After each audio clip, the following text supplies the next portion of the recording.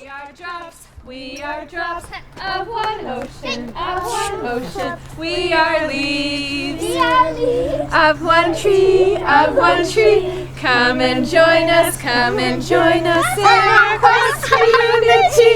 It's a way of life for you and me. Okay, ready? One more time.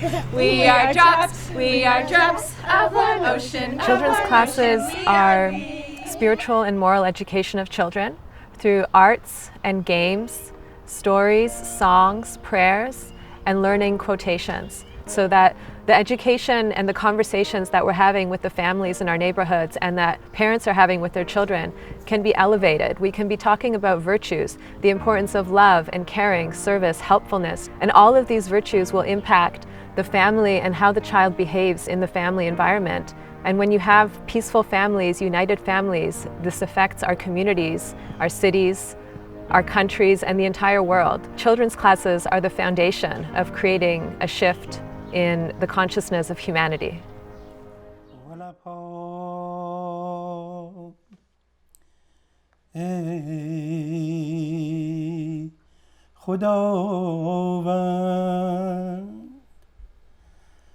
تو شاهد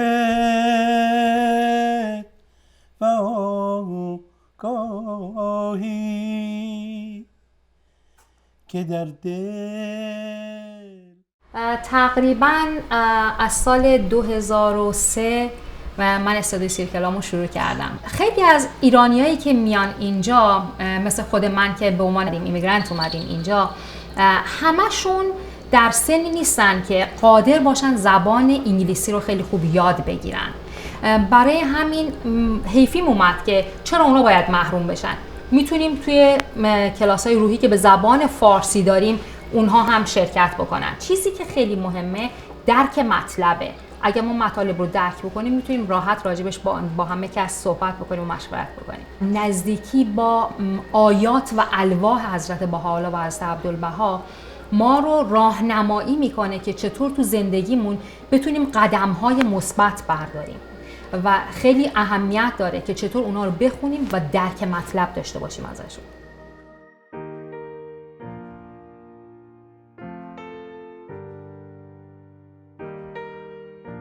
My podcast is called Culture and Leadership Connections, and so I look for people in a variety of different disciplines that are leaders of thought in their field, and then I interview them by asking them questions about what groups have influenced their development, so the groups they were born into and the groups they've adopted.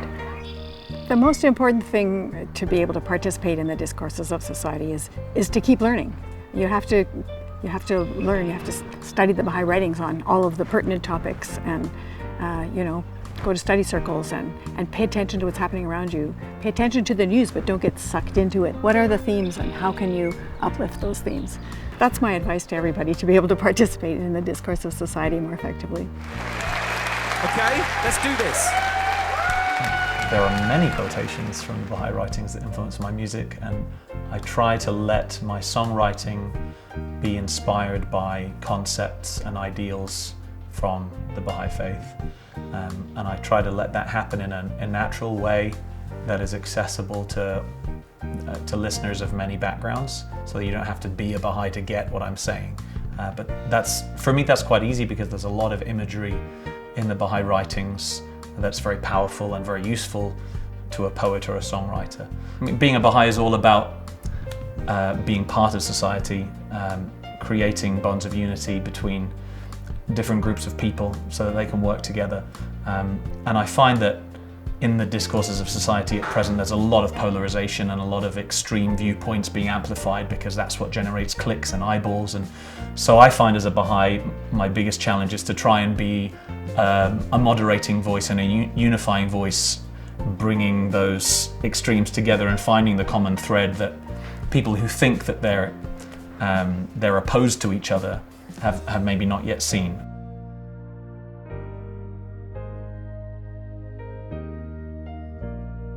So myself and my co-animator, We wanted to start something in our community, really start from the grassroots. So in January, we decided to reach out to the community. We went door to door. It was -40, but we still made it through, and we wanted to meet our neighbors. And from there, we wanted to start a junior youth spiritual empowerment program.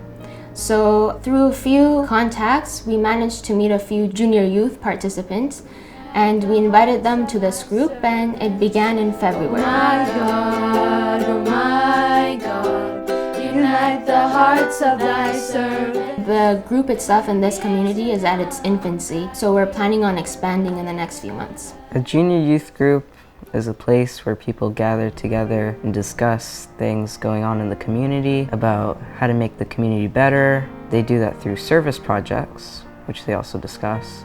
We are studying a book called The Breezes of Confirmation. It's about a confirmation and how our talents define us and are really important to who we are.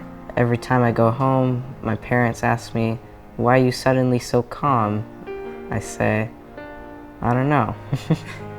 I just feel like a calmer person now. In our junior youth group, we not only study books and do service projects, but we also do arts, crafts, and this is one of the crafts that we did.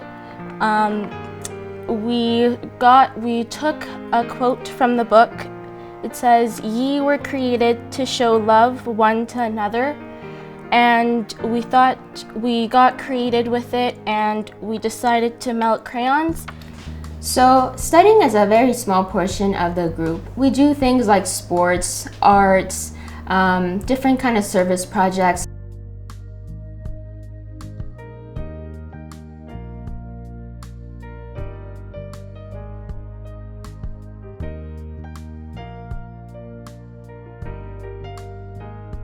So service projects have a lot of capacity to grow and become something continuous that contributes to social action. And social action starts from the grassroots. So what better place to have these junior youth come together and start it from their own community, depending on the needs of their community. One of the junior youth groups in the neighborhood saw the need for the community to feel more loving and to come together. So they decided to host a dinner for the members of the community and their families and their friends. It was so beautiful to see that this energetic and enthusiastic group of junior youth, and they rose to the challenge of exemplifying these qualities of being courteous and hospitable. It's truly such a beautiful thing to see this transformation in them.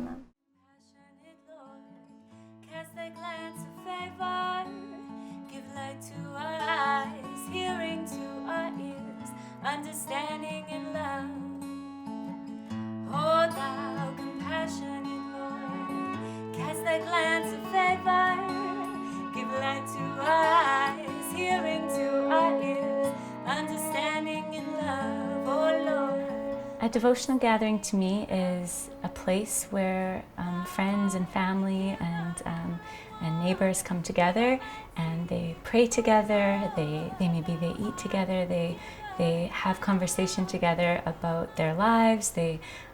But the biggest thing is they uplift each other's spirits. Open thou the door. Provide the means. Provide the means. Make safe the path. I love the quote that Abdul Baha, where he says that music, sung or played, is spiritual food for the soul and the heart.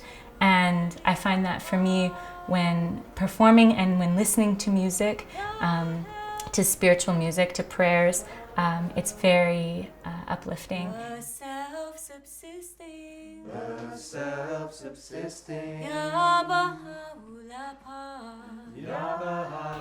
There are no set rituals. I think the biggest thing is that there is a spirit of reverence and a spirit of communion with God. So that can be expressed through music, that can be expressed through reading, written prayers. There's many different ways, I think, culturally that people have prayed, and we're really open to the expression of prayer in all forms, and even it said that we can let our actions be made into beautiful prayers. So it kind of expands the concept of prayer to not just sitting and reading something, but it can be like a living, breathing thing in our daily lives. The self-subsisting Ya Baha'u'llah, Ya Baha'u'llah.